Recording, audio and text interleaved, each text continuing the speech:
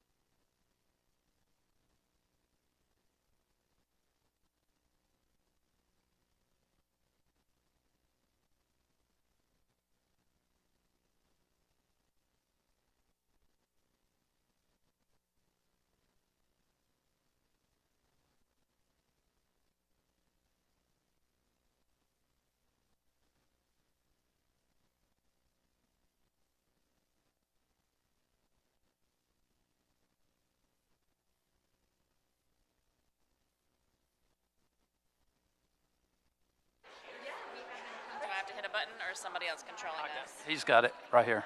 All right, we're going to get ready to start here. If everybody can have a seat. I'm calling all JRC members up front.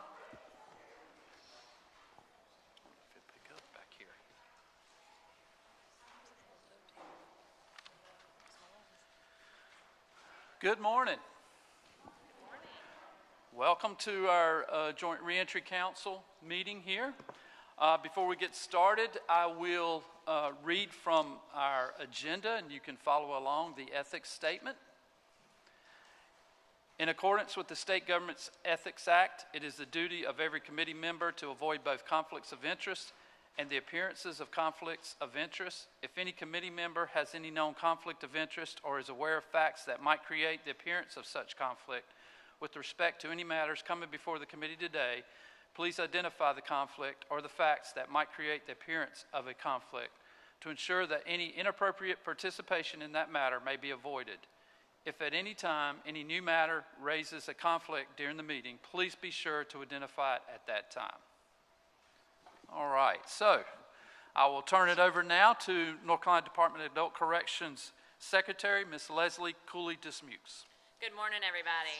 Good morning. How are y'all doing today? Good. All right. Well, we are glad to be here in Pitt County. I think we're still in Pitt County, or are we in Greene County? Greene. I was going to say, well, we're in Greene, but Ferris is here anyway, so yeah. There we go. Pitt. All right. He gets all of them. There we go. All right. And so we are very glad to be here. This is a lovely place for us to have a meeting. Glad to take this show on the road and see some of you who don't have to travel to Raleigh for once, hopefully, here in your hometown. So very glad to be here today. Thankful for D.A. Dixon for joining us. I think that it is good to have our partners with the Conference of DAs and all of our elected district attorneys across the state to partner in this reentry effort. So we are grateful to have you here today. Very excited about the things that we are going to talk about today. We have a fantastic panel coming up and some good updates about where we are going with Reentry 2030. But before we get into that, I want to do some highlights. Just so that a couple of things first about our agency highlights before we get into the other agency and council member highlights. Yesterday, we were lucky enough to have the First Lady host our ABLE program in conjunction with Eyes, Ears, Nose, and Paws. For those of you that are familiar, it is the program at DAC that trains service dogs who are then handed over to individuals with disabilities in the community to have those dogs. And so yesterday we had a lovely event hosted by the First Lady at the mansion where we were able to recognize that program and also the impact that it has on the folks in our custody who are able to be the trainers for the dogs and the skills that they are able to grow and then use those skills when they get out of custody, several of whom have gone on to work for that agency and others who have built skills that they have then been able to parlay into work outside of custody. And so we were really excited to be able to recognize that. So thank you, Madam First Lady, for hosting yesterday. It was a great event. Also, hopefully all of you, hopefully every single one of you attended our Rehabilitation Reentry Conference that was at the beginning of April, which I think was a fantastic event. I'd like to give a huge shout out to my team, George and Letitia in particular, and their teams for the fantastic work in putting on the Reentry Conference. I think we had 600 or more attendees. And we might have to look for bigger space. We might have to get a convention center somewhere for next year's conference. But it was a really fabulous convening. And I think we kicked it off with the First Lady doing a panel with some of the folks who are in our custody and them talking about some of their challenges and the things that they fear upon reentry. And I think that it helped set a good tone for the conference and helped us all be mission focused during the time that we were there. So grateful for a really, really good conference and obviously looking forward to being able to expand even further next year. So very excited. Also update from our agency, I'm gonna let Charles Motz talk about our volunteer tracking system and give us some updates on where we are with that. Good morning. Thank you. Good morning. Last time I was in front of this group, I mentioned that we were activating a new tool that allows potential volunteers to apply to volunteer the organization at any of our facilities online to. Thank you very much. Last time I was here, I mentioned to this group that we were about to turn on and activate a system that would allow potential volunteers to apply to volunteer with any of our facilities statewide online and to track the status of that application, and then actually to renew their status online, to complete criminal background check requests online, to be much more efficient. As of April 20th, that system is live. It is working. On our agency website, if you navigate to our Rehabilitation and Reentry subpage and our Volunteers tab, you will see a variety of information providing general orientation type information about volunteering in our facilities, things you may need to know, and you'll also see a link to the application itself. That is accepting applications 24/7, and our staff across the state have been trained on how to field those applications and communicate with volunteers. The great news is, for anyone here and your networks across the state who already had a volunteer record with us, they don't have to do anything. We automatically populated their information into the system, and we're actually working now to try to cut down on duplication of cards. Some folks may have had one volunteer card at this prison and that prison and so forth. So, so far, going really well. Appreciative of the time to talk about it and very excited about it. If anybody here has any questions about this after the meeting, I will be around. Thank you very much. Great. Thank you, Charles. Very excited to have that online and working. Glad to be able to get more folks in more quickly to do some volunteer work in our facilities, so fantastic. And now I believe we will turn it over to Kelly Crosby at DHHS to give some of our partner highlights from the Department of Health and Human Services. Thank you so much, Secretary Dismukes. Sorry about that. I'm trying to figure out the microphone. The technology. There you go. That's right. Thanks, Garwin. Okay. Hi, everyone. Kelly Crosby, and I'm the Assistant Secretary for Mental Health, Developmental Disabilities, and Substance Use Services at the Department of Health and Human Services. Sorry about the mouthful. But I always say it's representing people, so I like to say all the titles. And I am sitting in for Ashley Worth, who you all know Ashley. I always say Ashley is cooler than me, so you get the boring version of Ashley. But Ashley has given me wonderful updates, and I'm super proud of all the work that we're doing in partnership with so many folks on the committee, especially our friends at Department of Adult Corrections, but really community. It's a real privilege. So we've been working really hard, again, in partnership with Adult Corrections, Public Safety, DJJ, our Medicaid agency, sister divisions, on implementing Executive Order 33. And I know we're going to talk about that in the panel today as one of the topics. But we have been working on things that we can do with and without money. But largely, my updates are going to talk about things we've been able to put financial investment to. Really excited because we know programs are working and we want to be able to fund them into sustainability or expand them into counties. So let me tell you some of those. So we are expanding our wonderful partnership with UNC Fit Wellness and the Fit Recovery programs. They're here today. Sean and Dr. Zarza are here. Love those programs. We're able to support expansion into more counties. We just had a big announcement. Governor Stein was able to join us, Secretary Sangbai, and 7 incredible law enforcement agencies in Fayetteville. We launched 7 new law enforcement assisted diversion programs. And stay tuned because we think we'll be launching another RFP for more of those. So I'm trying to spread that everywhere. We want one in at least one in every county, right? We continue to work with more local police departments on co-response models, including a very innovative we didn't do it, community did it. Just to be clear, in Watauga County, we had the privilege to go to Watauga County, and they've got an extraordinary co-response model that uses a peer agency, and their model focuses on every intercept in the sequential intercept map. It's a really awesome program. We've been able to fund them, and we're looking at, again, working with more cities and counties across the state to support co-response models.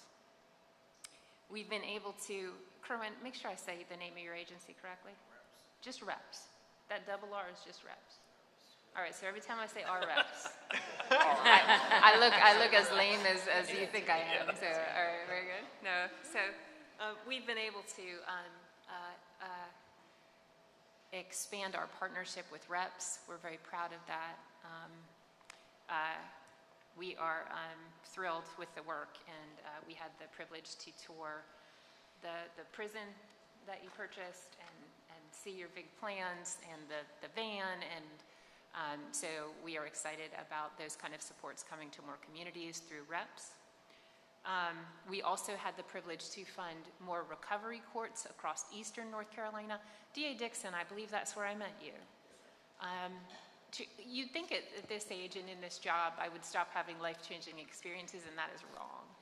I got to meet D.A. Dixon and the recovery court team in Pitt County, and it was absolutely remarkable. I was able to meet 5 humans who need serious mental health and substance use supports, and the extraordinary teams that were supporting them. So we love recovery courts and want to do all we can to support more of them. We've also been working very diligently, as I mentioned, with our Department of Adult Corrections teams. They're very lovely and patient with us, but extraordinary partners. So I want to thank Mary and George in particular. And we've been working very specifically on the TASK program, so the Treatment Alternatives for Safer Communities, which really does provide that evaluation and linkage to community services that we're all working on. And it is in every county. So that's a cool thing, right? We're not trying to expand everywhere, but what we're trying to do is standardize the program, make it everything that people need, everything that community supervision needs, so people have the best chance at getting the shepherding and support they need to come into communities. We're looking at making sure those teams have peers, and they're all following really good person-centered models of care. So people coming back to communities feel really connected and get the services and supports that they need. So that is our update. Thank you. Thank you, Kelly. That is a lot, and we are grateful for your partnership. So, all right, now I'm going to turn it over to DJJDP and Dr. Gary Skinner. Thank you, Madam Secretary. I can't hear if this is working. Oh, I do hear now. Yeah. I am not doctor, I'm just Mr. Okay, Mr. All right. But I work with psychologists, so I'm associated Okay, with them. fair. So thank you. So I am the Director of Social Work for Juvenile Justice, and I we're really excited about juvenile justice specific reentry initiative that we have through the work with CSG, who started this ball rolling also. And we have 5 initiatives that I want to tell you all about for our strategic reentry planning.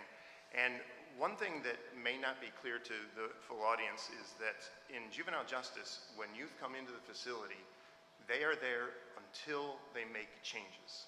There is not a sentence.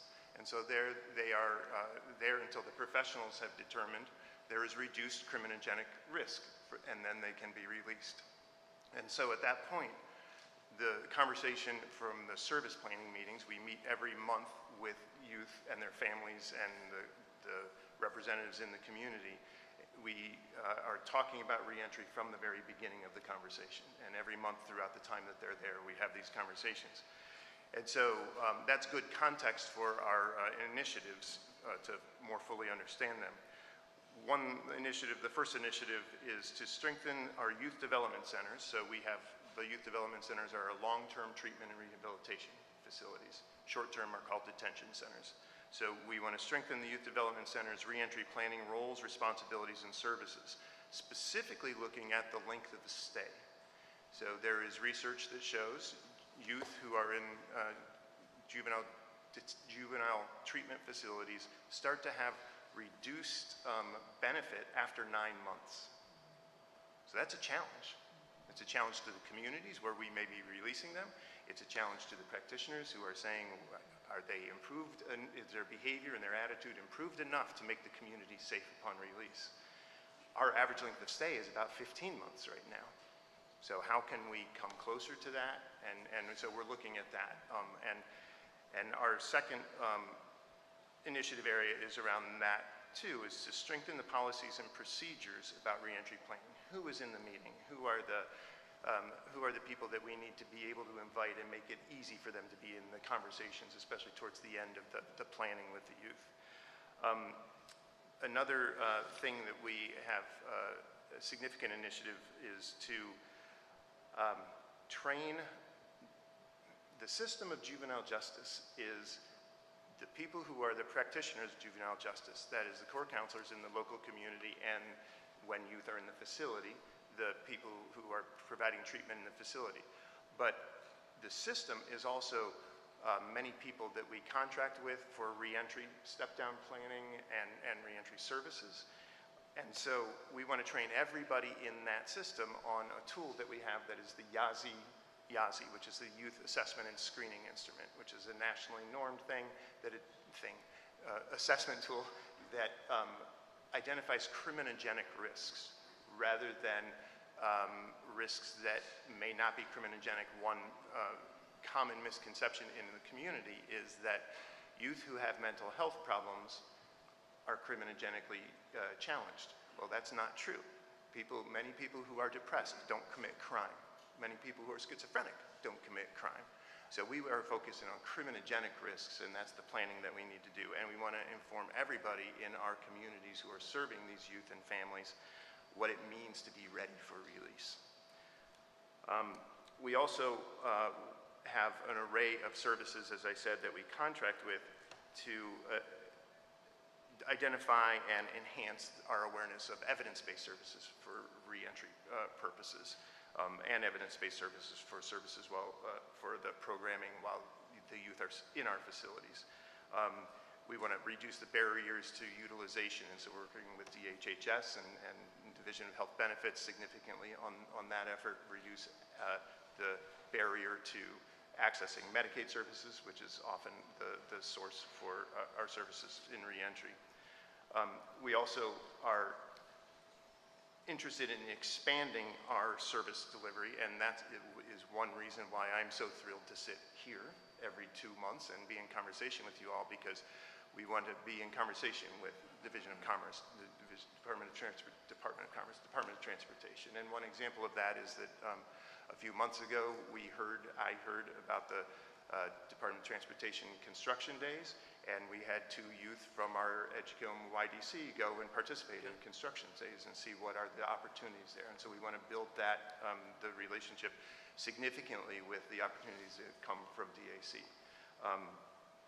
And the final one is that we are increasing family engagement training in our with our facility staffs. So families are involved with the youth all the time.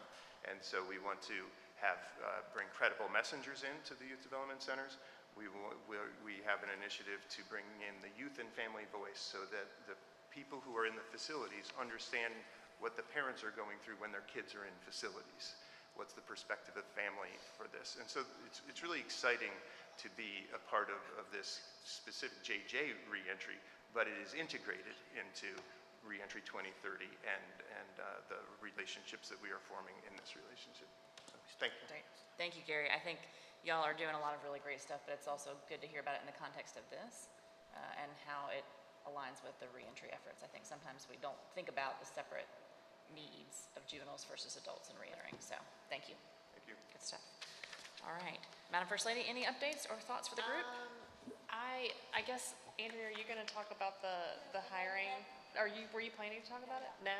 I just wanted to say that DAC is doing a hiring push. I know at least 3 facilities and probably system-wide, but I had the opportunity to visit Pasquotank Correctional last Friday and we had a round table at NC Works in Elizabeth City and had some, like the community college and local elected officials there, and I thought it was a good conversation to look at our workforce in our facilities, because we cannot work, it's imperative for us to be able to work on our reentry initiatives inside the facilities. We need sufficient staffing to do that, and so it's really important that we get our staffing levels up. And we talked about, and then earlier we had a panel at Pasquotank of people that work in that facility to talk about how do we get folks to come and work in our facilities. And one of the things that I was impressed with is their talk about teamwork and a family feel in those facilities, and that's what made the job satisfying to them. And so I thought that was just a really nice thought, to think of the teamwork and family atmosphere that you can create in the team that is working in that facility. But they really emphasize the need to get pay up. And so I agree. And I know the governor agrees with that, and so that's something that we really have to do. And not just for our corrections officers, but other people that work in the prison as well also deserve pay increases. So that was a nice day for me. And we are grateful to you for it. So I think that just to speak a little bit about the initiative, we have been conducting a pilot initiative at 3 facilities, one of which is Pasquotank, where we are trying to decrease the time from offer to post, and have been really grateful for the involvement of the governor's office. And I think that one of the places we were struggling is Pasquotank, and so being able to have the First Lady there to kind of help us ramp up that initiative. Many of you are aware of the tragedy that occurred at Pasquotank back in 2017 when we had 4 of our staff members who were murdered there. And I think it's really important to be able to staff back up. And so we are grateful for your help with that. And it's been very successful so far. It has. The initiative. It has. And so we hope to replicate that agency-wide. And so that is the next step in that process. So doing great work there. Any other member of the council have any updates for the good of the group? All right. The next thing on our agenda is Oxford House presentation. I believe they had a family emergency, but I think George is going to maybe say a few words about their documentary. Is that right? Yes, but we have the overview for Reentry. Oh, sorry, I skipped right That's over you, all right. George. That's all right. Yeah, I can pay attention, yes. Reentry 2030, why we are all here. It's important to do that next, right? Okay, all right, George. All right, so as we spoke last time, our subcommittees have been meeting and working on reviewing the strategies to see what needs to be updated, edited, or removed, their recommendations. We sent that out last week to y'all. Along with that, we also asked them to prioritize what are some of the strategies that we can do in the next 2 years that we think we can accomplish. So they did both, and so I will point, we've given you hard copies today. The first one I would direct you to is the one for priority strategies. Now, there are 17 strategies. We need to get that down to 10. But we want to get this out to the Joint Reentry Council members to review, go back to your department and organization, see if this is doable or not, if there's any issues there, or if there's another strategy that y'all see that you would like us to consider. The plan is, at the next meeting, July 14th, we will do final votes on all of this, and we'll cut this down to top 10. And then the second document... George, before you move on from that, Yeah. so if folks have questions about this document or want further information about some of these Yes. strategies, who is the right point of contact for folks to discuss in the meantime before we come back and vote and discuss in July? So email Guy Buckner and me, and we will get that to the appropriate subcommittees to review. Okay, thank you. The second one's a little confusing, but let me explain it a little bit for you. So if it is highlighted in blue or green, those are recommended changes or additions or deletions. You'll see the line will be through some of the language. That means to remove. And then in yellow, that's just why, the rationale. Gives some why that those recommendations have been made. So those are on that second document. This is where the additions, edits are. So again, same thing with this. Please review it with your respective organizations, departments, see if there's any issues, and we will be voting on this. And any questions with this, again, reach out to Guy Buckner or me. And me, please, both. And are these on our Reentry 2030 website so that our stakeholders can take a look at these, and if they've got any feedback, get them to you before the next We meeting? haven't posted it, but we can. I think we should. Okay. And that way, if we've got stakeholders who've got feedback or thoughts, that they can Yeah. participate, and then the council can take the benefit of the stakeholder thoughts when we vote in July. Yes, we'll get them posted. Thank you. Any questions about that? I mean, I know that we all need to review and come back. Okay, good deal. Okay, now Oxford. Yes, unfortunately, Mr. Wilson could not be here. He had a family emergency, but we did have a presentation from the Oxford House.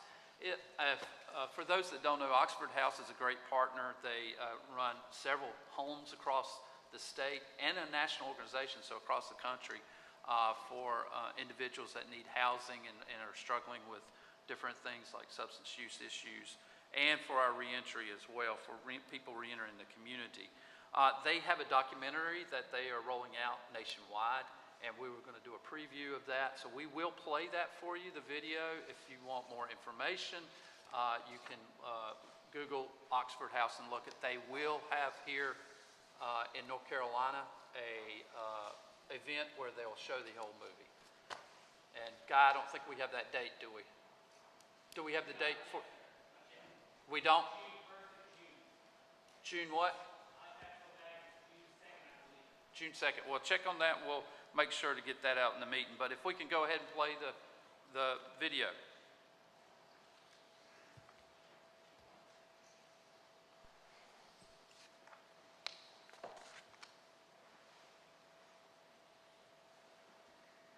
God, grant me the serenity to accept the things I cannot change, courage to change the things I can, and the wisdom to know the difference.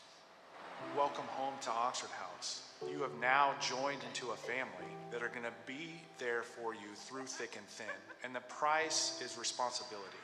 Our goal and mission is to ensure that anyone who wants a safe, supportive environment to recover has that. The story of Oxford House is a testament to the true power of love and community. For me, this is where it all started. Moved here December of 1988. I had no idea what I was getting into. In my late 40s, I was worse than I was as a teenager running the streets. During my addiction, it was always about finding ways to distract my kids. I made decisions that I'm not proud of, but at the end of the day, I do deserve to be a mom, and I can be a good mom. It changed the trajectory of my life, because if I would have went back to where I was, chances would have been very slim that I stayed sober. Would you be shocked to learn that a bunch of recovering alcoholics and addicts would like to rent the house next door to you? Well, the man who would like to make that happen is Paul Malloy. Addiction is treatable. We want the world to see that we can maintain sobriety and become successful, responsible members of society.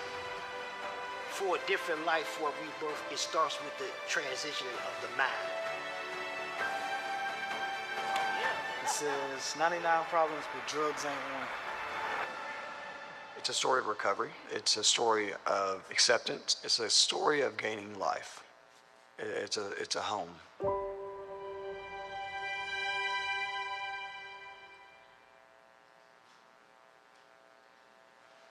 All right. So please check that out on the internet to find out when the release date will be, and they are great partners with us. So with that, we've got an exciting panel that we have today, and have some great participants that we really appreciate their time to come down here and share their stories and the work that they do.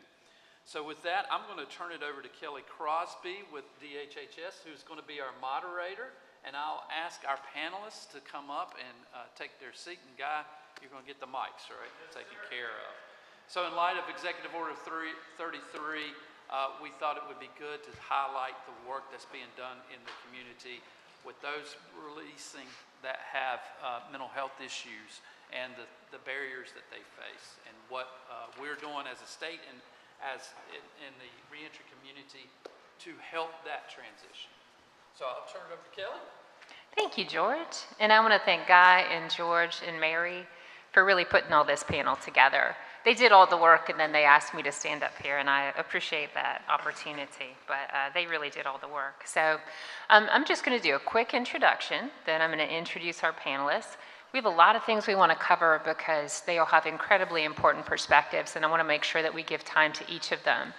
They all have their own individual questions because they all have their own perspective, but we also have some questions at the end I want to throw out to the whole group. All right. So just a reminder who I am. My name is Kelly Crosby. I am the Assistant Secretary for Mental Health, Developmental Disabilities, and Substance Use Services at the Department of Health and Human Services. And I always say three things about myself. The most important things: I'm a mom, which I love to be. I am a social worker, which I'm super proud of. I've worn many hats as a social worker, but my favorite one is advocate. And I think I'm an advocate as a state employee. And the third thing is I'm a person with lived experience. So I pretty much do this because I was raised by a person with serious mental illness. And in my family, lots of serious mental illness, substance use, justice involvement. But I always say I'm just like everybody else. It's part of who we are as humans, and I'm proud of it. So Today we're going to talk about Executive Order 33. And I want to give a little bit of context around Executive Order 33, Reentry 2030, and also Arenas Law. So I think I'm not always talking to such a well-informed room. So I'm going to keep my comments brief. It's surprising how many places I go into and I say, how many folks know Executive Order 33? And there's like 2 people that raise their hands. But I sure know it. And I am super proud and grateful to work for Governor Josh Stein, who is, we all know he's brilliant, but he's such a champion. And so Executive Order 33, just as a little bit of framing, I know you all know this, but just let me say it because I like talking about it. The governor orders his team, specifically Department of Adult Corrections, Public Safety and Juvenile Justice, Department of Health and Human Services, as well as the Office of State Human Resources, to work on the intersection of justice, mental health, and substance use. It's a really sweeping executive order. It's very comprehensive, and it really asks us to look at the dynamics of getting people help right from the beginning. So if we have a strong crisis system, if we have strong diversion programs, if we have mental health embedded in 911, if we've got co-response teams, we're getting people early who are in crisis, need mental health support, need substance use support, and we're trying to divert them from the justice system entirely. So he asks us to work on that whole body of work, as well as the involuntary commitment process, which is a biggie and needs a heck of a lot of reform. He also asks us to focus on the best treatment possible for folks who are in carceral settings. They need mental health treatment. You all know the statistics better than I do. How many people have mental health issues, substance use issues who are in carceral settings?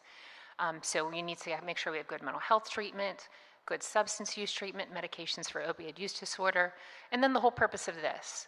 How do we have the strongest reentry programs that we possibly can? People deserve it. They deserve good treatment along the way. They deserve support along the way. And so Executive Order 33 asks us to build the strongest possible reentry services. So everything from good care coordination with people with lived experience to making sure we have housing, all the right mental health and substance use supports, employment opportunities, et cetera. All the things that you guys know and work on every day. So it's a beautiful order, proud of it. Obviously, it completely supports Reentry 2030. You guys are experts. George did that. I don't need to do another 2030. You all know you're writing it together. You're writing the goals together. And I think all of us are familiar with Arenas Law as well. So we're all grappling with Arenas Law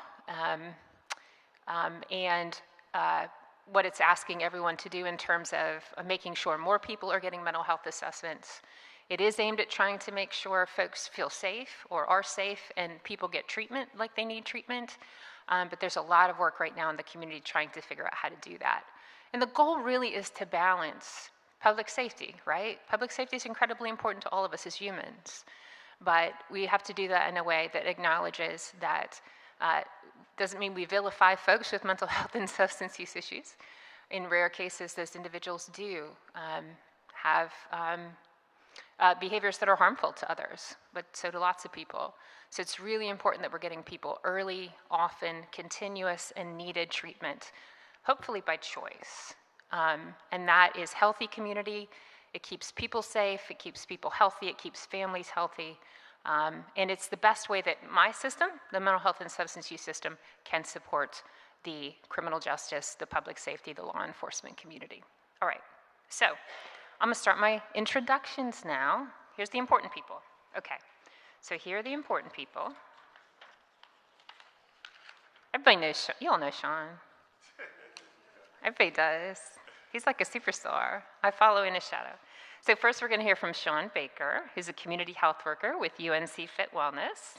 He works directly with individuals navigating the critical first days and weeks after release. He helps connect people to treatment, recovery supports, and community resources. Next, we have Dr. Zarzar. I think you all know Dr. Zarzar as well. He's a psychiatrist.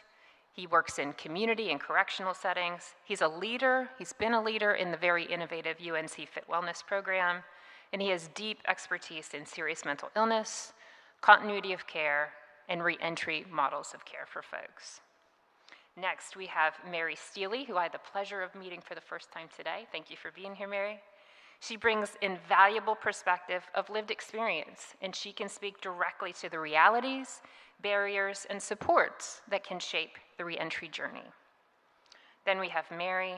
Mary, you'll know Mary too, obviously, a leader in our Department of Adult Corrections here in North Carolina. She oversees all aftercare planning and reentry supports for individuals with mental health needs returning to the community. And I tell you, at the state level, she's an extraordinary advocate, extraordinary. And then lastly, pleasure to see you, Ashley. This is Ashley Barnes, also another leader in our North Carolina Department of Adult Corrections. She oversees specialty mental health supervision, and she brings important insight into the intersection of behavioral health services, supervision, and community stability. I've also had the pleasure of working with Ashley and being on different panels with her as well. So Sean, you're in the hot seat, so you get to go first, okay? You ready? I'm sorry, you're right there. All right. Ready, Sean? Hello. All right. So, Sean, tell us about UNC Fit. Tell us about your role there. And then tell us right away, let's get into the challenges. What are some of the greatest challenges that people face when they're reentering the community? Okay, all right. With NC Fit Wellness, we target individuals with SPMIs, chronic illnesses, and substance issues. My job as a community health worker is to make sure our guys become successful. We connect with our individuals before they release. This is where I do the in-reaches. Get basic information, demographics, such as goals, simple things as what you like to do. Get to know them, get some information about family members. Is there someone I can contact just in case I can't reach you or you can't reach us, just to have that catch where I can reach out to them and get a hold to them to the clinic. Also, we get simple things such as clothing items, you know what I'm saying, their sizes during the course of this time. Once they release, within that first 7 days, they have a clinical appointment. I've already coordinated everything with the social workers, the PPOs, as well as the Dr. Zarzar, let them know, hey, this guy's coming to the clinic. We offer Uber rides. The Uber rides assist with our individuals coming to the clinic and from the clinic, making sure they have a safe ride to and from the clinic. This often breaks down the anxiety issues with a lot of individuals riding in public houses, being released from a structured environment to an independent environment. I give them calls every day, check on them, wellness checks, finding new resources to help our clients in the community and help them overcome the barriers.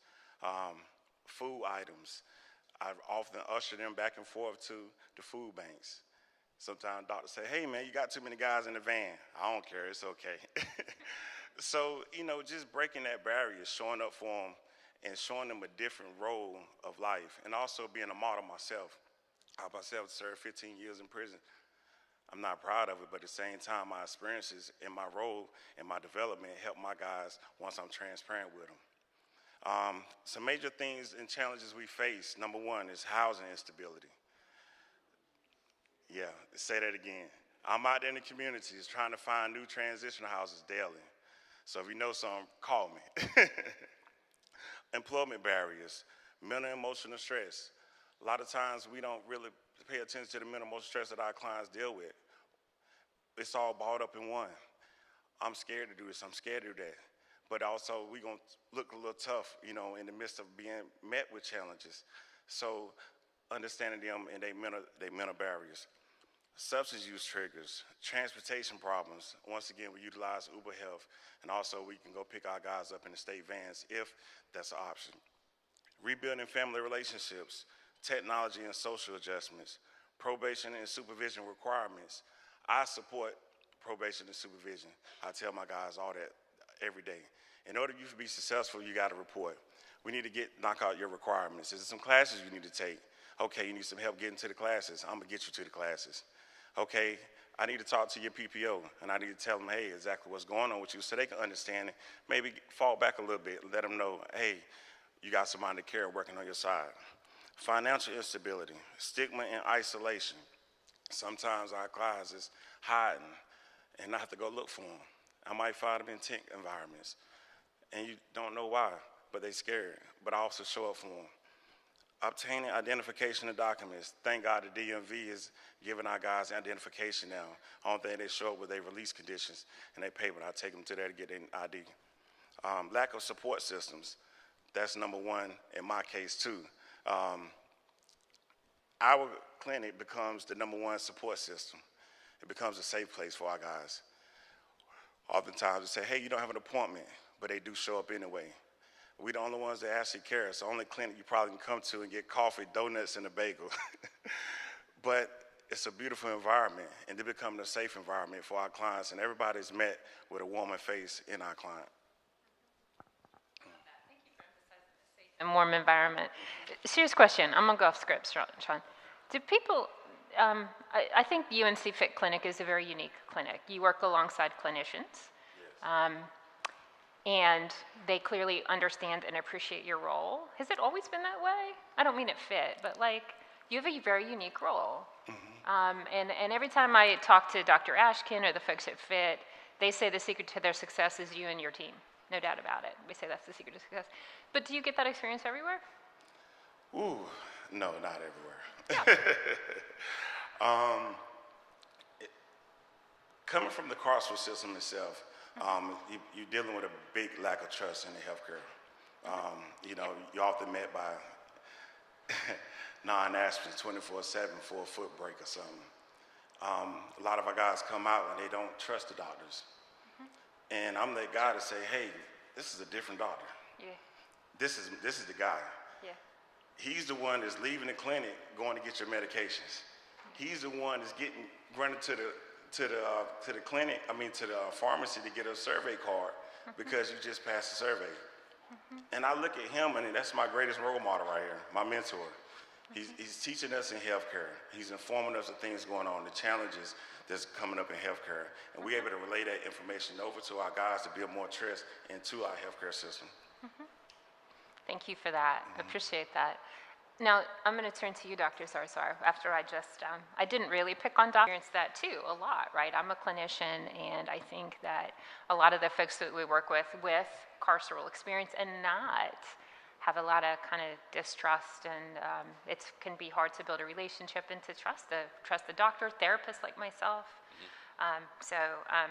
We are big fans of people with their own lived experience kind of serving as that bridge and as a trusted person.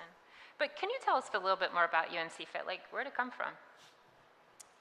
So, Fit Wellness, way back in 2017, 2018, that was started by Dr. Ashkin, using this model of having community health workers. At the time, it was to connect people to primary care services through what we call an FQHC, a federally qualified health center, a community health center. And then the idea was that they would manage all their chronic health conditions. So Fit Wellness came along in 2022, about 4 years ago now, and part of it was, I was working at UNC, I was working in the prisons, and we have this analogy of the revolving door, right? That people kind of cycle between the carceral system and the community. And I was seeing this firsthand. And if we zoom in on this revolving door, it's psychiatric, hospitals, emergency rooms, shelters, jails, and prisons. So I would be working at UNC, and I'd see people coming out of incarceration.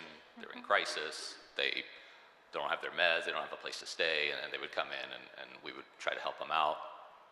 On the other side, I remember I was at Central Prison, and I'm in the treatment mall part, and some guy's waving at me and it's someone I knew from UNC. Yeah. And we both it's kind of funny. We're both like, what are you doing here? And so, you just sort of see that firsthand. And then, so Fit Wellness kind of came about is trying to sort of jam this revolving door, so to speak. How can we disrupt this?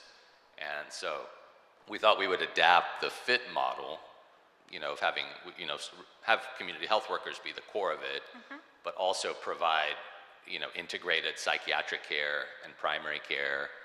And I thought it was critically important, like Sean said, to do this in reach, to meet with people before they get out, because you're trying to establish trust, you're trying to establish rapport. And I really think it's made a big difference in people coming to their first appointment. There's a story, even with the InReach, sometimes it doesn't quite, and there was one guy I remember that we did the InReach, everything was fine. He doesn't show up to that first appointment. Sean, in the InReach had asked him, where do you work? What are your supports? And he told him. Sean went out and met with him in the community. And he told Sean at the time, Sean was asking, well, why didn't you come to your appointment? What was going on? And he said, well, I didn't know who you guys were. You were just, two people on a screen. And even with that, there was still a lack of trust. But once they had that face-to-face meeting, he comes into clinic the next week. So, that's just one example.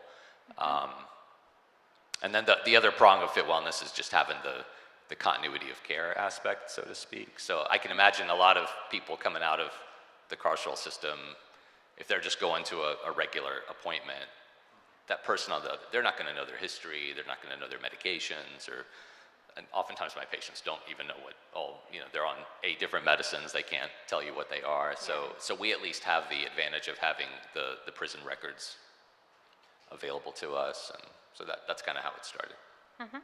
Thanks for that, Dr. Zarzar. So I know that you have clinics and Fit Wellness in multiple counties now, but like I said, you're a very unique program. So from your perspective, since we don't have this everywhere, but even in the places that you are, what kind of gaps do we have for supports with people with serious mental illness or substance use leaving carceral settings? What kind of treatment gaps do you see? We need to know what to work on. What's that? We need to know what to work on. Yeah. I will say that what's gotten better is the Medicaid situation. That historically has been a big gap when people are coming out and they don't have any health insurance, and they come out with 30 days worth of medicines, and we're struggling to make sure that they have a way to get their medicines going forward. That's gotten a lot better recently. We still have a few people who are coming out without Medicaid active, so that's a bit of a gap. I think, having, ACT teams, for example, a lot of people in Fit Wellness, actually would probably meet criteria for assertive community treatment teams, and sometimes we struggle. We'll take just about anyone, really, in Fit Wellness, but some people just have higher needs, and even for us, and we're trying to get them that higher level of care, and we sometimes struggle with that. Substance use treatment is difficult for us. We provide MOUD in our clinic. We're proud of that, happy to do that. It's still trying to coordinate and get someone substance use counseling, or, for example, some of our folks need to go in somewhere like a residential treatment setting or a detox setting, and sometimes those can be a little hard for us to find. But we do the best we can. I think the main struggles are the ones that Sean mentioned earlier, though, the kind of the social determinant type things, the housing, employment, income, et cetera. So. Yeah, no, thank you for saying that. I think one of the things that we're finding in the treatment system is, I don't want to put words in your mouth, but sometimes there are services, but sometimes those places will say, oh, you're coming out of a carceral setting, or oh, you have justice involvement. We can't take you. You're not quite a fit for our services. And so, like, even in places where services exist, sometimes there's a barrier for folks with, history of carceral involvement or justice involvement, which shouldn't be the case. Right. It's terrifically bad, but yeah, it happens, unfortunately. So, okay, thanks, Dr. Zarzar. Guy, I forgot my phone. I don't even know what time it is, so I hope I'm doing okay. Thank you, George. Okay. So, I'm gonna go not to Mary Grillo. I have to switch my sheet. The other Mary. Hello, Mary. Mary Steely. Can we do you next, Mary? Yes, ma'am. All right. Thank you so much for coming in, for sharing your own experience. Thank you. So, for yourself, what supports when you were coming back to the community, what were most helpful for you? Knowing that Dr. Zarzar is my doctor, when they came into the facility in the prison that I was in, there was actually an outside doctor that cared. Can you hold your mic up? There was actually an outside doctor that cared. Yeah. Because I had been with the program for 14 years, and they were just doing it for a paycheck.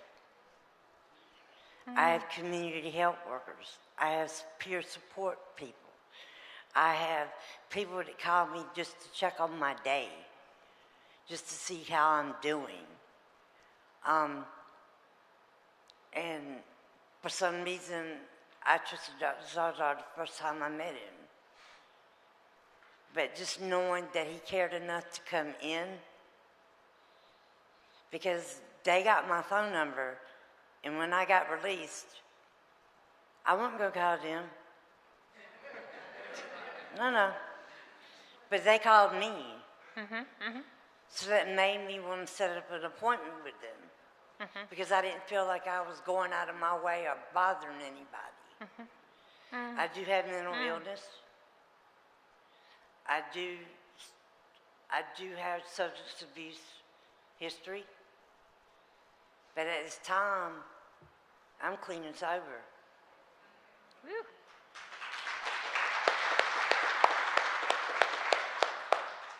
But I could not have done that without NC Fit being there to help me along every step of the way that I had to take. When I have questions, they're there. When I have any worries, they're there. So that's all I guess. Thank you for that. Thank you so much for that. What a difference. It was, as you were talking about, like, you didn't call them, they called you. You actually felt like they cared. That resonated with me. I'm thinking, I don't know if I like my primary care doc, sorry. I'm like, because I'm like, I don't know that they care about me as a person. And it actually affects the way that I want to engage with them or the way I want to take care of myself, which makes no sense, but it does make sense, right? It absolutely makes sense. Like, so, okay, so those were the good things. Can you talk about some of the things that were hard or some of the supports that were kind of missing or kind of shaky that you wish were better? Housing was very difficult because I am a felon.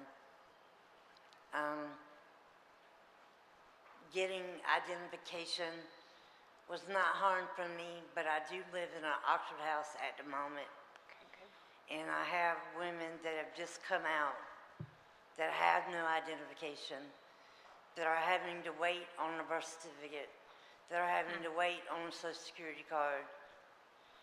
And you can't get a job without identification and a Social Security card. So that can take a month to 6 weeks at the most for these little women to get. I was lucky I had mine, but these women are going out every day and looking.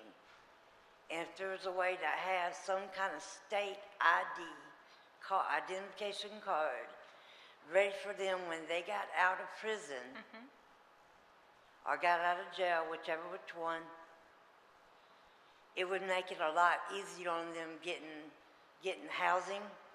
It'd make it a lot easier on them getting jobs.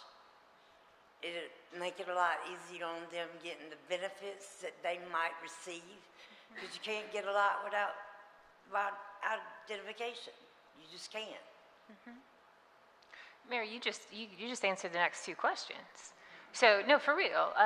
Part of what we need to hear, and that you've shared with us, but feel free to share more, is sort of for like, not just myself, but plenty of people in the room, we get to make laws or enact things that make your life easier or harder. So I'm hearing something like not having an ID or being able to get that in place faster. I hear maybe housing, there are prohibitive maybe housing laws or rules, even if there was housing, which I know is actually really hard. Maybe it is hard because you have a felony you shared that keeps you from getting that, and all of that prohibits you getting a job. Are there other things that you need us to hear, like rules that don't make sense, or things that are really missing that we should put our time, effort, money into? I think that y'all should have more counselors or more doctors in the prisons itself. Okay. Besides one doctor seeing 1,600 people. Yeah. Because they're just a number at that point, or they feel that they're just like a number, and that's it. Yeah. I know for me, I went in to see a psychiatrist there, or a counselor there, but I was rushed in and I was rushed out. Having Dr. Zarzar come in, again, showed me somebody actually cared and didn't mind the fact that I had been locked up. And I've been locked up 4 times. I've been in prison 4 times. This is the only time that I wanted it to work. I'm in college. I've gone back to school. I'm getting my Bachelor of Science. Nice. I want to be a substance abuse counselor.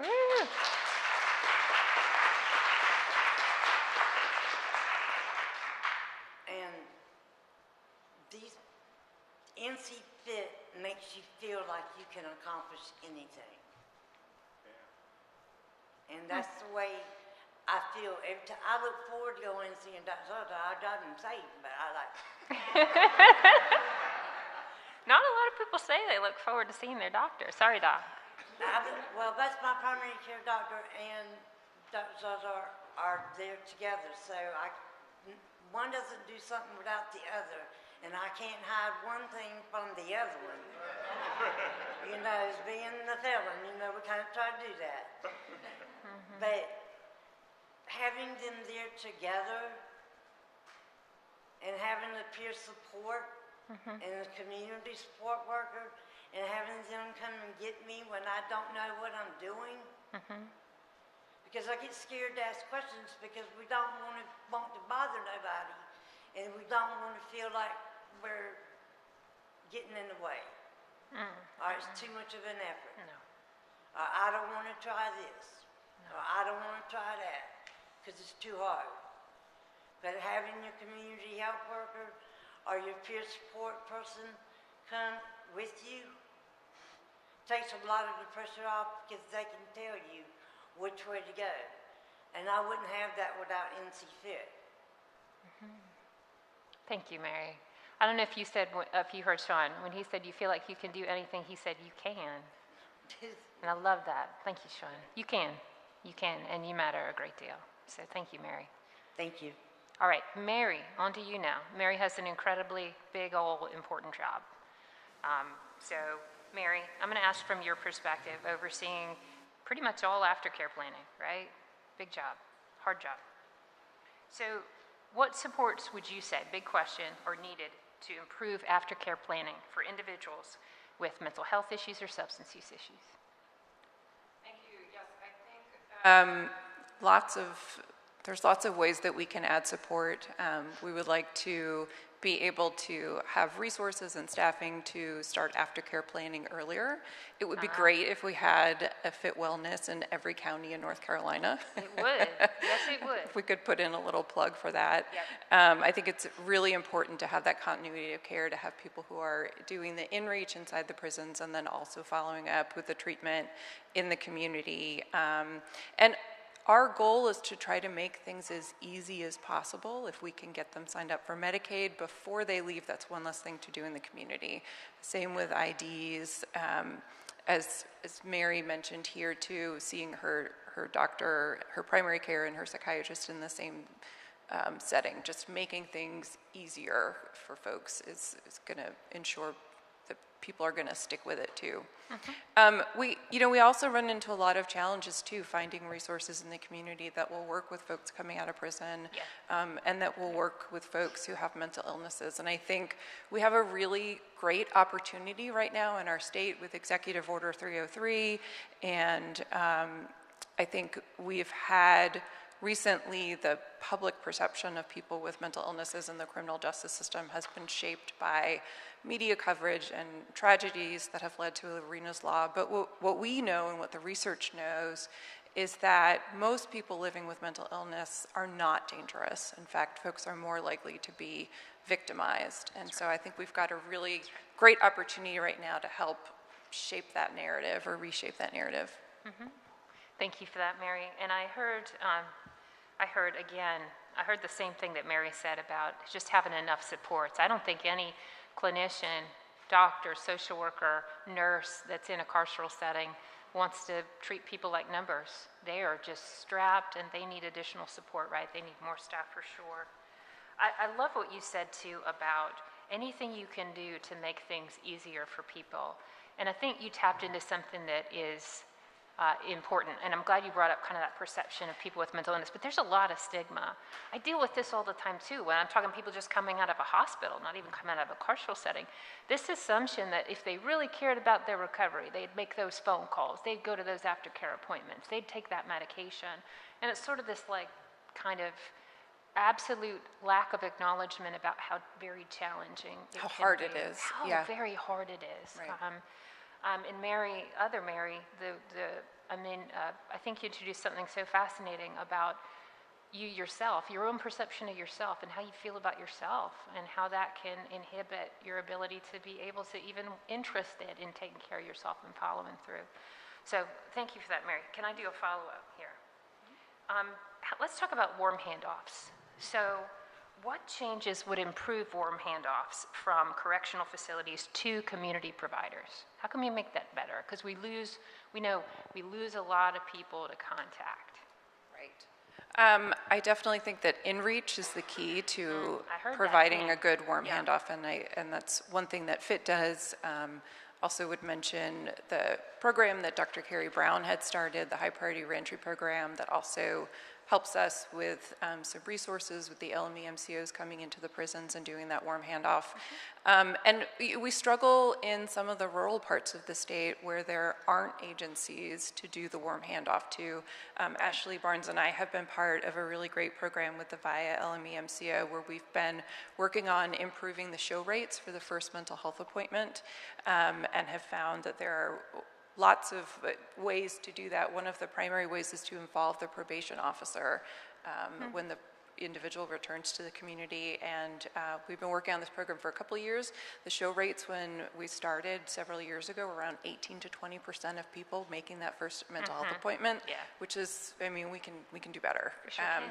And the last 3 quarters, I'm proud to report, has been at 51%. That's wonderful. Yeah. That is wonderful. And that's something we've done, honestly, with existing resources and no additional funding. Mm-hmm. That's extraordinary because in general, in the mental health system, our engagement rate's about 30% of people that are referred for an appointment. And there's a lot of reasons why. It is not the thing that most people want to do. Let's be honest. You don't. There's a lot of stigma, there's a lot of shame, you don't know what you're going, you don't want to talk about things, it's really hard. So 50%, that's extraordinary when you think about all the barriers. One of the things we found from our research in that VIA project too is, so historically we had been scheduling mental health appointments for those first 24 to 48 hours after release. We pushed them out to about 5 days after release and found that folks were more likely to show up for the appointments. And when you think about it, like when you first get out of prison, the last thing you want to do is go have a mental health assessment with someone you've never met before. Nope. You want to get some good food, you want to see, some food that's not a chicken patty, you want to see some friends, you want to do a bunch of other stuff, and that also gives the probation officer some time to get involved. That is an interesting finding. Thank you for sharing that, Mary. Because we're always so worried about if you're not getting them the next day or the day after. And for some people, that's appropriate. We need to think about that. Yeah, for some people, that's appropriate to meet them the day they get out or meet them when they leave, but not for everybody. Very cool. You also mentioned Medicaid. Why is it so important that folks get Medicaid? That's a whole nother panel, but. That was a big question. In this particular situation, before they get out. Yeah, so having the ability to pay for these services, having the ability to pay for medication is really critical. We're really proud of the work that we've done with the Division of Health Benefits. They've been really great to work with. And in January 1st of 2025, had passed some legislation so that everybody releasing from prison is automatically enrolled in Medicaid Direct, which allows access to enhanced services for severe mental illnesses, for IDD, TBI, and that is really key in trying to get people the preventative care that they need, and so they're not cycling through emergency departments with crises, and that's really the key, I think, to all of this work too, is that we want to prevent people from coming to prison in the first place. Absolutely. Yeah. No, thank you for that. It's folks may not know, but it's the world in which I live, right? If you don't have Medicaid, There is a very small pot of money for the whole state, mind you. The whole state, it's about, we just got a reduction, maybe it's about $135 million for the whole state for folks who don't have insurance. And that's supposed to cover mental health, substance use, and IDD services, and traumatic brain injury services, right? So like, that's nothing. So it can be really hard, because I might want to say, well, let's use it all on folks who are coming out of carceral settings without Medicaid so they can get mental health and substance use treatment. But it's a lot of money to spread across everything. So if we can get folks into Medicaid, that greatly increases the chance that they'll be able to get mental health, substance use, and health care. That 135 is better than what we have in health care, which is nothing. There is no pot of money in health care, right? So folks have to rely on free and charitable clinics, FQHCs, emergency rooms, or the places we have UNC Fit. So yeah. All right, thank you. All right, last panelist, Ashley, you've waited so patiently. And I'm gonna use words that I don't commonly use, so I'm gonna read them. So, what most commonly leads to supervision violations among individuals with serious mental illness? Sure, thank you. And I'll first explain briefly what a violation is. I wish you would. Thank you, Ashley. Absolutely. Yes. So a violation is issued in response to a person who is not adhering to the conditions of their supervision.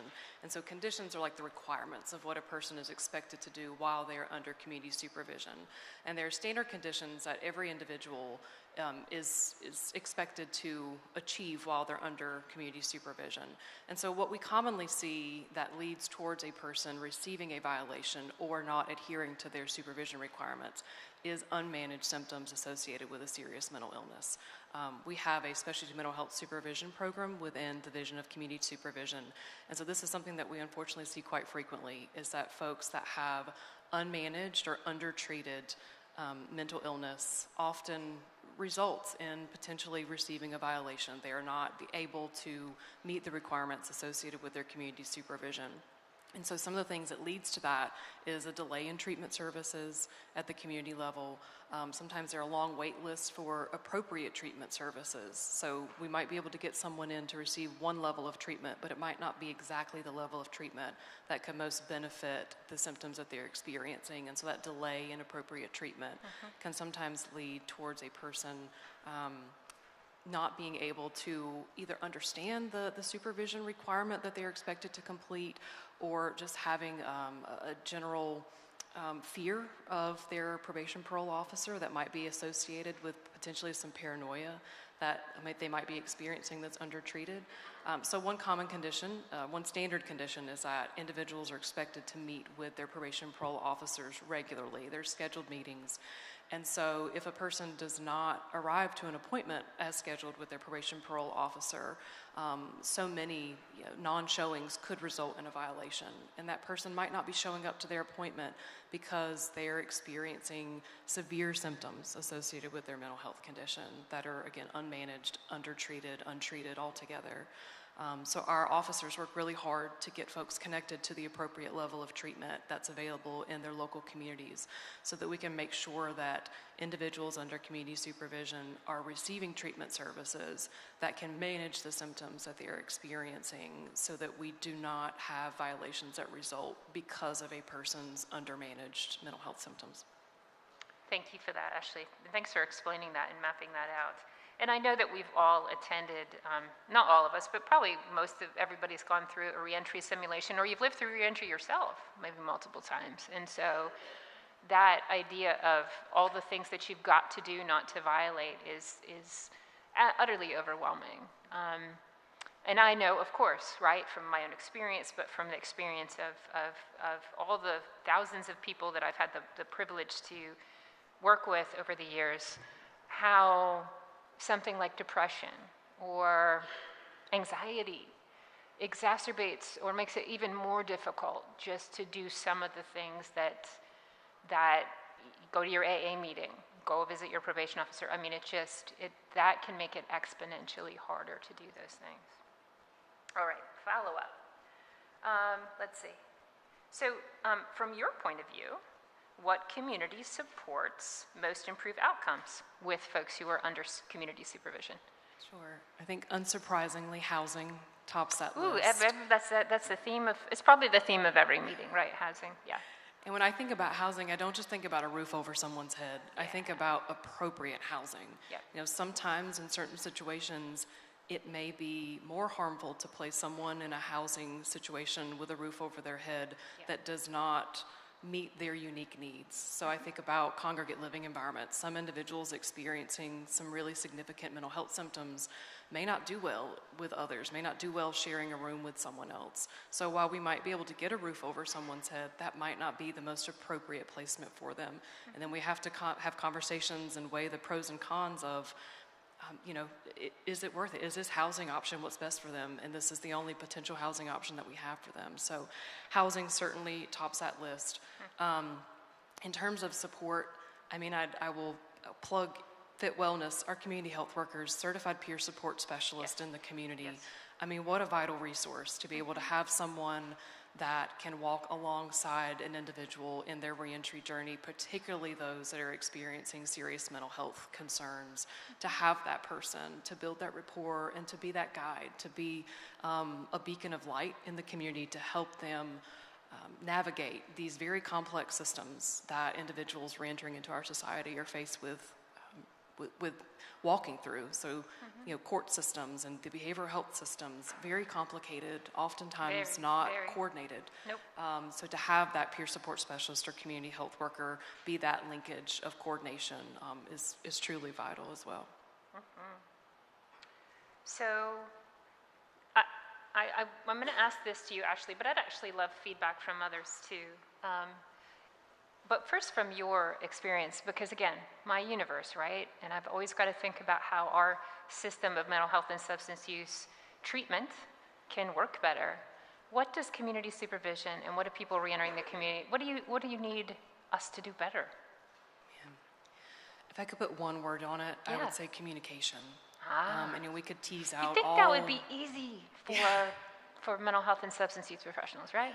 Yeah, but there's so many barriers and understandable barriers. We have different systems. One of the communication pieces I think about is just sharing information, and mental health records are health records, and so they are protected by HIPAA. And I am a full proponent that individuals should have the autonomy to be able to choose who has access to knowledge about their treatment. But that is a barrier. Unfortunately, if someone does not provide consent, does not sign a release of information, then information cannot be shared with the probation parole officer, or cannot be shared with other service providers to be able to bridge that gap in communication. So while it is a necessary barrier, a release of information, it is still a barrier to communication. Busyness. Scheduling is also a huge barrier to communication. Behavioral health providers have large caseloads of individuals that they're providing treatment services to in the communities, and our probation parole officers also sometimes have large caseloads. So when you think about supervising at least 40 individuals under community supervision, sometimes many more, and each of those individuals receiving different levels of services, different types of services from different types of service providers. That's a lot of collateral information to try and coordinate communication about on a monthly basis or a weekly basis, sometimes a daily basis, depending upon the acuity of the person's needs. So, strategizing ways to coordinate better communication that still falls within allowing folks to have autonomy to choose who is involved in their treatment, but really that communication piece.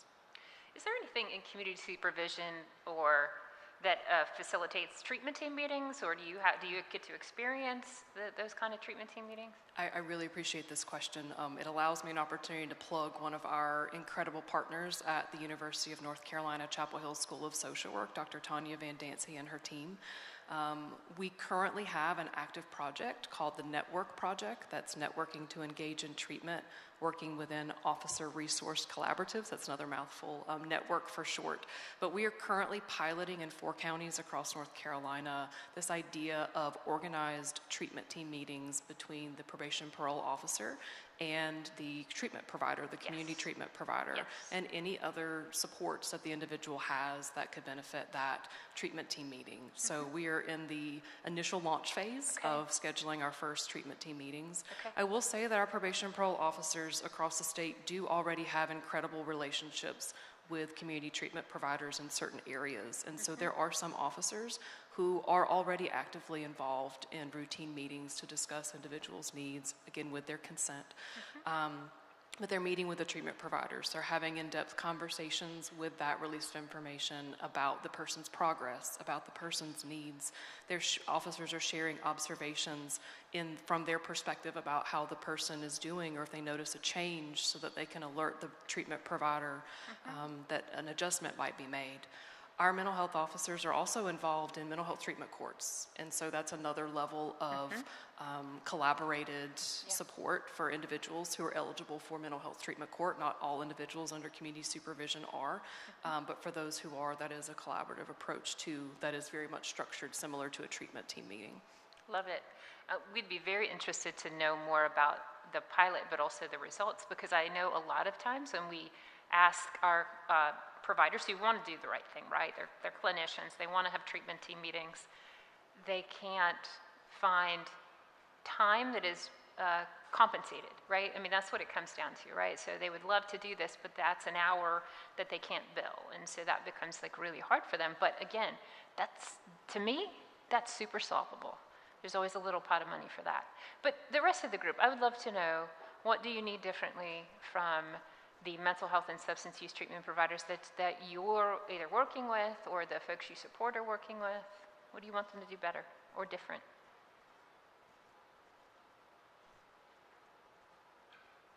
You could be honest. You're not going to. I mean, maybe we're perfect. I don't want mine to do anything different because they love me. Mary, do you get all your treatment at the UNC Fit Clinic, or do you also go get mental health therapy or something somewhere else, or substance use therapy? I get all my treatment, my physical and mental health from them, but I also get my substance abuse treatment because I do work at a substance abuse and alcohol place of recovery. So I get it from the women around there too. Nice. Because them showing me how they're doing it, that's right, makes me want to do it another day. That's right. Recovery communities are a beautiful thing. So you don't have necessarily a lot of, you got to go here and there and everywhere. Most of it's at the Fit Clinic, which is pretty, yes, ma'am, pretty cool. That helps a lot, I would say. Yes, ma'am. Sean, any thoughts from you? One thing is promptly answering to referrals. Okay. We often refer out and we get a response in 2 weeks. That's not acceptable. Not at all. Yeah, that's not acceptable. When you're dealing with somebody's life and somebody's well-being, that's not acceptable. Yeah. And it goes back to us actually working with individuals that's going to be easy to work with. Just because someone have an organization in the community don't mean they're easy to work with or easy to refer to. Sure. You know, so that's one of the main things. Sure. And I said, please, any provider in the audience, I'm not, when I say no, 2 weeks isn't good, I know that's not really the provider's choice a lot of times. It's just the first that they could get an appointment or free someone up. So that's, again, it's a real workforce challenge that we have right now. So any other thoughts on that? Because these are things I want to hear and take back. So, all right. All right. Okay, another big question. So executive order requires, the governor orders his cabinet agencies to work together, right? Because we're all supporting the same people in the same communities, just different parts or portions of their lives. So from your perspective, are there ways that you think our systems or our agencies at the state level can and should be coordinating better together?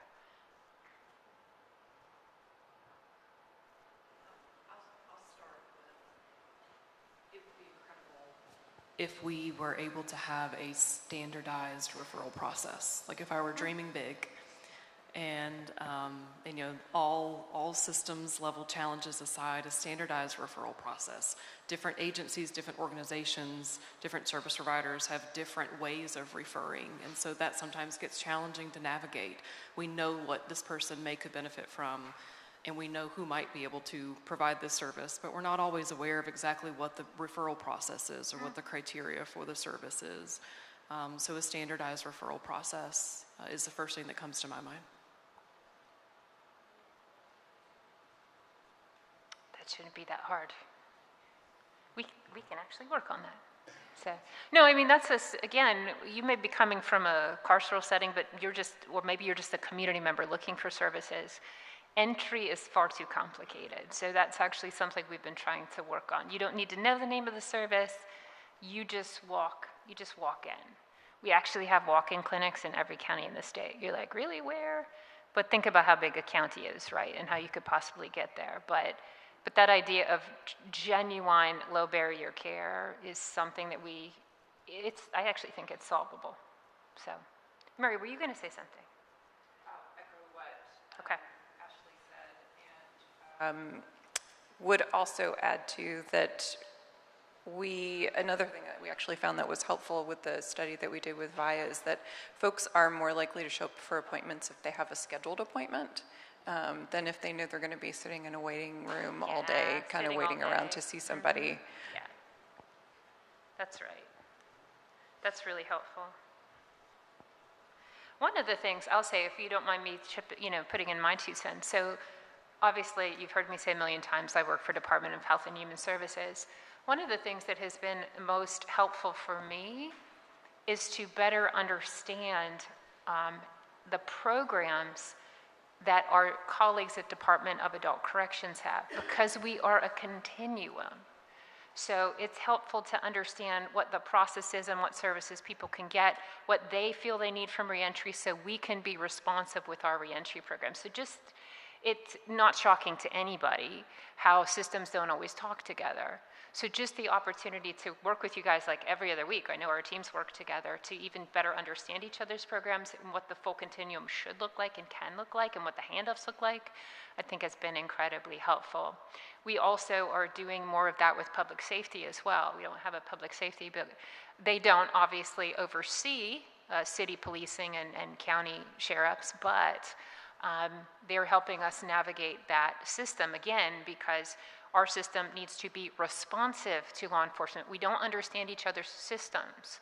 We need to respond. Our job is to respond. The mental health system, our job is to respond, because when we don't, guess what? People get arrested, or people end up in jail rather than treatment. So it's our job to be there and be responsive. So law enforcement can do what they do and we can do what we do.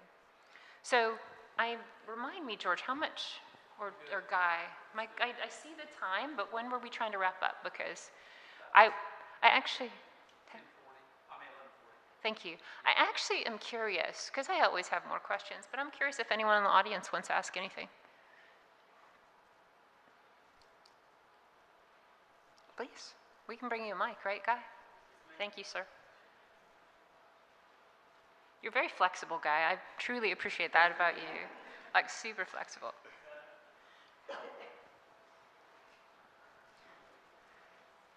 Yeah, the first gentleman was talking about the in-reach, and I'm just curious how that's happening, right? How are you finding out who these individuals are, when they're being released, and are we doing that across all facilities? So I'm just curious how that's happening.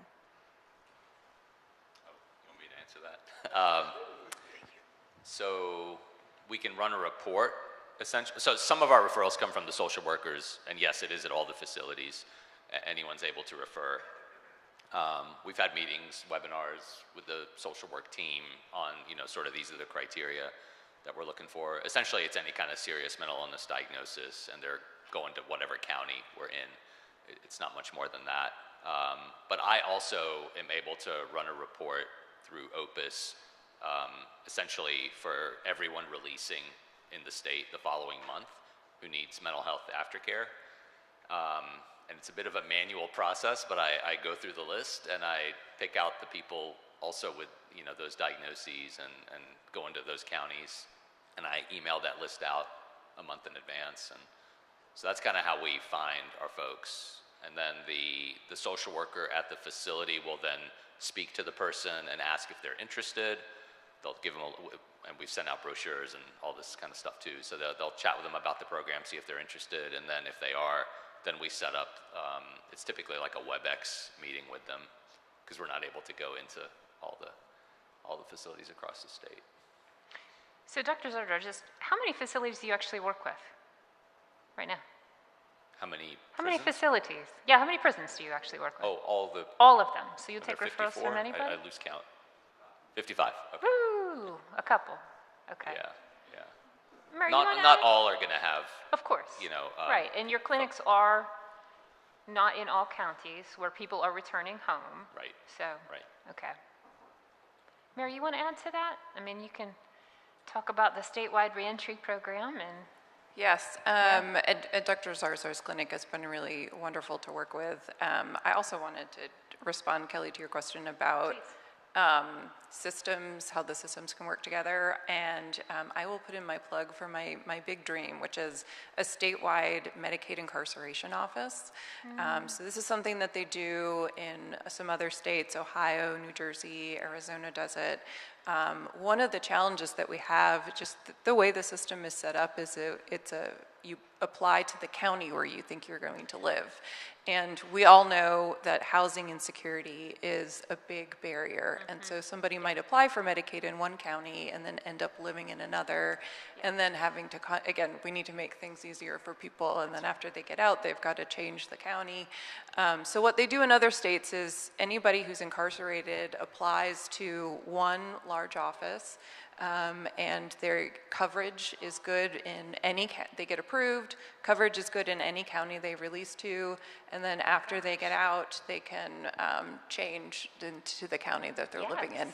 And this is particularly important with MOUD treatment. We've heard from a lot of our substance use providers in the community. Folks, might go to the methadone clinic at 5:30 in the morning the next day that they get out, but if they don't have Medicaid in that county, it won't cover the services, and then state-funded services like IPRS won't cover it either because they have Medicaid. So there are ways around that that other states have had a lot of success with. What has been Medicaid's response to that? So, I used to work for Medicaid for 12 years. Medicaid, so I'm putting my friends on the spot. Yeah. So there's a lot of energy around it, and there was a lot of energy around it when we were planning for the 1115 waiver. Yes. And that's how some other states have been able to enact this, is with the 1115 waiver, but that's currently on pause. It is, unfortunately. Budget woes and all, but yeah, that is a real challenge with a county-led Medicaid eligibility system. Yeah. Big challenge. Oh, thank you for that, Mary. Other audience questions as time dwindles. I thought I saw another hand. Was there another hand?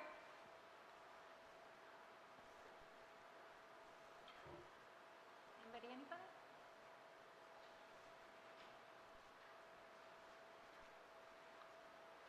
You're shy. All right. Okay, panel, I'm going to ask you. What did I forget to ask you? What do you really want to say? No, I mean, really. There's so much to say about this topic, and I've heard, and I don't want to shortchange. I know I really kind of focused a bit there in the end about mental health and substance use treatment, because I think, again, that's critical for a lot of people's success. But we started the conversation in a really different place. All that's good, and I believe this too. I think all of that is good, but I also think unless you have a safe place to lay your head, you feel safe, unless you're able to check off all those things you need, like an ID card, all the things you're supposed to do, looking for jobs every week, all the stuff, it's not easy to prioritize your health or your mental health or substance use and make it to those appointments if your basic living needs are not met in any way. So I heard that really loud and clear. Mary, I think your remarks were beautiful about you feeling like the clinic actually cared about you. And you're not just the clinic, but like Dr. Zarzar in particular, and people like Sean actually care about you and how important that is for that connection in your own recovery and reentry. But are there other things that we didn't touch on that we should touch on, y'all? Experts, while we have you. Knowing where the prison itself or the jail itself, checking on where the person's going to when they leave. Because I know people that have lied and said that they were going one place and really went another. I went back to the same area, same environment that I was in, and it ended up to be I had to leave when I had to leave or I was going to use. Yeah. So I called my peer support person at that time. I called Healing Transitions. They sent a ride to get me, and that's where I went. As I am a silver tipper from there when it was the healing place. So, just having them, knowing that they actually care, makes you feel like you matter. Yeah. You matter to someone. You do. And that's really important for somebody that's in recovery. Yeah. Or somebody with mental health issues. That you're not imagining what's going on in your head. There's actually something there. And NC Fit, Dr. Zarzar, Sean, everybody there has helped me feel like I matter. Like I'm important. And like my recovery is important. And I need that to go one day at a time and stay clean another day at a time. Thank you for that, Mary. I appreciate that.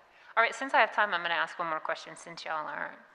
Probably my biggest takeaway when I had the pleasure of visiting D.A. Dixon in the recovery court, my biggest takeaway,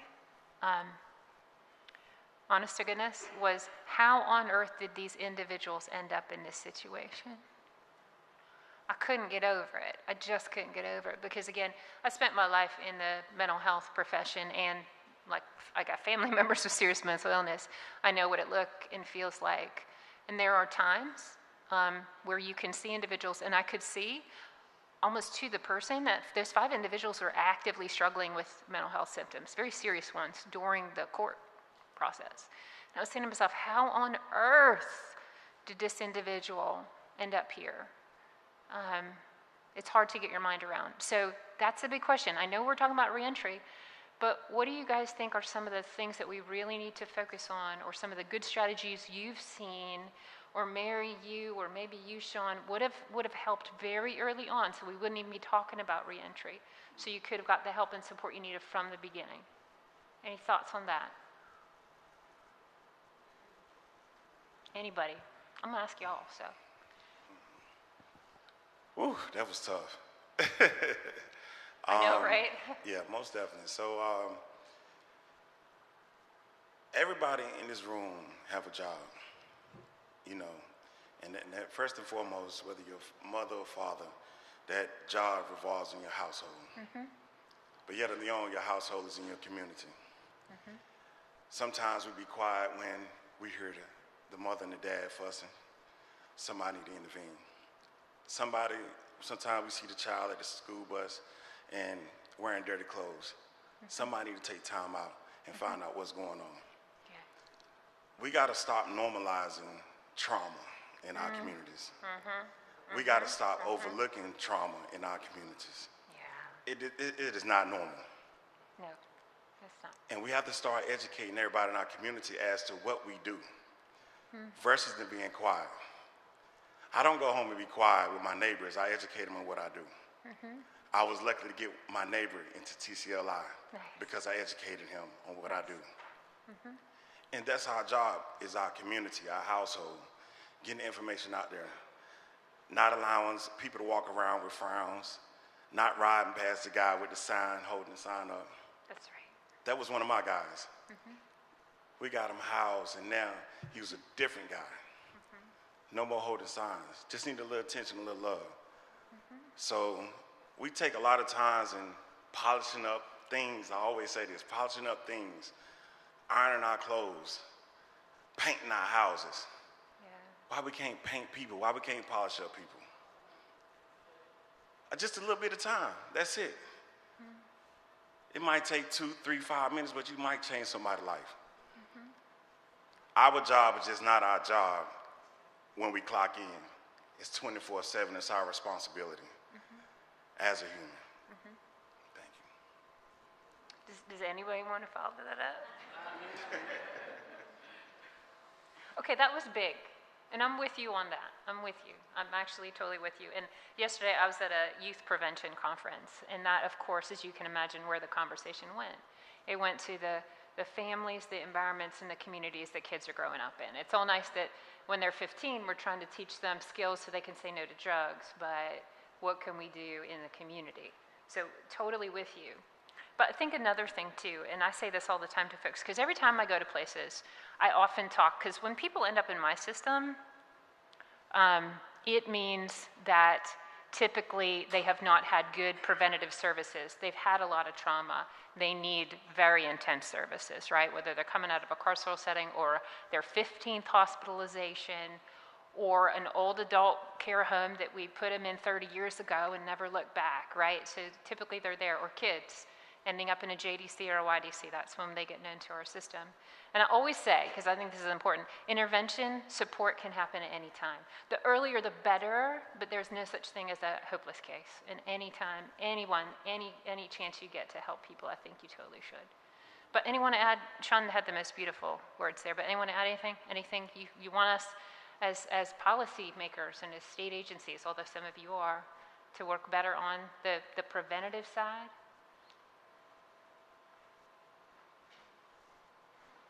Mary, anything that would have helped earlier for you? Yeah, I know we've had mention today about mental health treatment courts. Yeah. I think, again, preventing people from coming into the prison system in the first place, looking at early intervention, ways to divert people that don't need to be behind bars. I think you had also mentioned the sequential intercept model earlier, just looking at ways, I mean, that's something definitely taking from this conversation today, is just looking at ways to communicate, breaking down those silos. I mean, historically, we've had courts and jails and just community supervision and prison. They've all operated separately, but really bringing that together can be helpful with prevention. Well said, thank you. Anyone else? Ashley. I'll add that Executive Order 33 is really giving us that opportunity now more than ever to have that cross-entity collaboration. And you've talked a lot about our relationship with DMH, DDSUS, and we really appreciate that as much as, I think it's a very reciprocal relationship, and we have made a lot of progress in a really short amount of time with the collaboration that we have had over the past year, and look forward to ongoing collaboration to address all of these challenges that will help improve reentry outcomes for folks. Us too, thank you. All right, George is giving me the wrap-up sign, so thank you all. Can we give our panelists a round of applause? They're awesome. Thank you.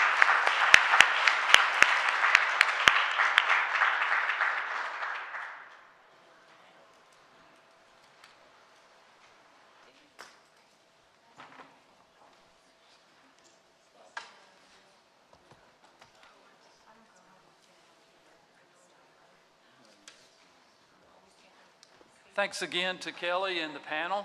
Outstanding job. We appreciate the conversations and the thought-provoking comments. As we are in a public meeting, we want to leave some time for the audience. If anybody would like to speak at this time, you'll have a chance. So, Guy, do we have a mic? You got the mic back there? Okay. Anybody that wants to speak, Guy will bring you the mic.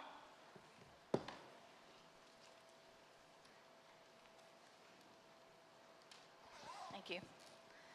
First Lady Stein, council member, and esteemed professionals. I am Dr. Elizabeth Marcel from North Carolina Wesleyan University.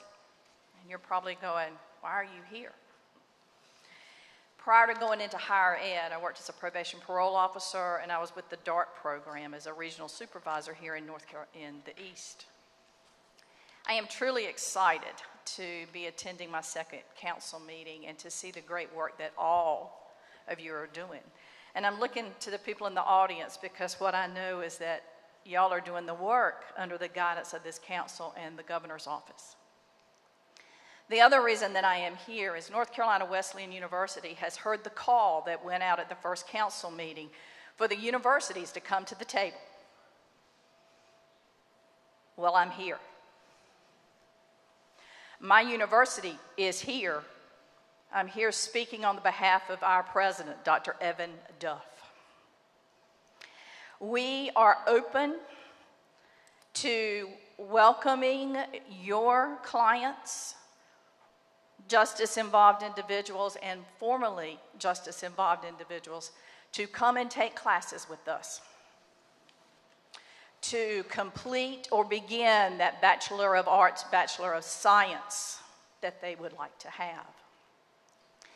I feel that my experience having been in the Department of Adult Corrections for many years makes me somewhat unique. And it is exciting to me, and Mary left because I want to hug her neck.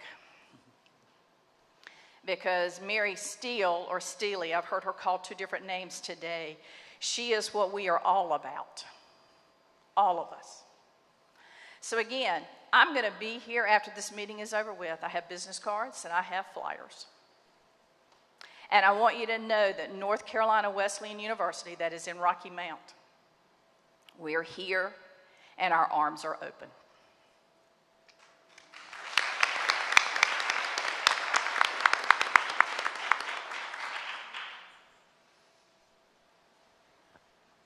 Good morning. My name is John Wallace. I'm the case manager with a New Direction Local Reentry Council. I want to thank you all for the privilege to address you on this morning. I want to recognize Joyce Jones, who's my supervisor, Watsy Sutton, who's my executive director of Cornelia Community Solutions. I have been working in my position for almost 18 months, and I have prepared some things I just want to bring to your attention just because I know my time is short, so I had to write it down to make sure I got everything. One of the things that I would like to say is that I have seen firsthand that reentry works better when preparation starts before release, not afterwards. And one of the biggest challenges is the inconsistency in communication, the coordination, and the implementation between not only state-level organizations, but institutional facilities and community-based organizations across the different regions of the state.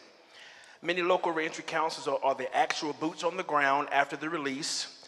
We're the ones helping individuals navigate housing, transportation, employment, behavioral health, education, and family integration. Yet in many cases, there is a disconnect between the organizations doing the work in the community and sometimes the institutions developing home plans prior to the release. There needs to be a stronger statewide direction, clearer implementation standards, and more consistent collaboration from leadership levels throughout the system to ensure that community organizations are properly integrated into the reentry planning process before individuals return home. Also, I would like to address that we need more infrastructure and help with training, and also we need to bring more employers to the table. It's no good for us just to provide housing to individuals if they don't have jobs, if they can't get jobs into their community. And what that would look like, in my own view, is us not only having statewide conversations, but also have conversations at the local community-based level, at the county level, at our city level, to inform employers about who we are, what we're doing, and how they can become engaged and become part of the overall conversation. We also need more help with training. A lot of the people that I work with, they want to get a job, but they have no social skills, they have no life skills, they have no soft skills.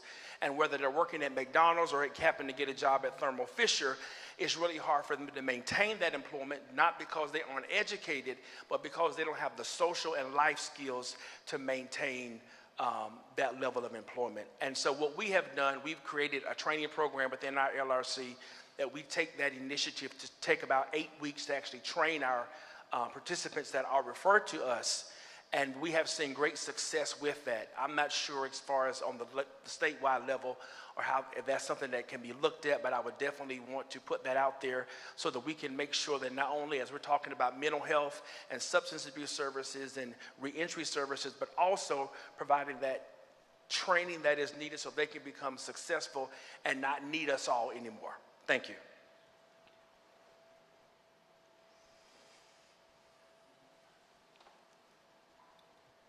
All right. Well, let's close out today. Just a couple of things I do want to direct you to.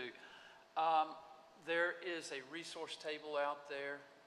Please take advantage and look at those resources. One of them is a flyer for our Reentry 2030 dashboard. And I want to give kudos to our innovations team. They have revised it. and it's just been released again in a new format that works better on the phone and looks a lot better. So please take advantage and look at that. Our next meeting is July 14th at Dick's Chapel in Raleigh, where we've met in the past, and it'll be at 10 a.m. as well. And I just want to thank all the panel members, especially Miss Mary Steele. Thank you for coming up here and talking about things in your life. We appreciate you sharing and really bringing home that it's important that we care, that it's about the people we're working to help. So thank you for that. We appreciate it. With that, we will close the meeting, and we'll see you in July.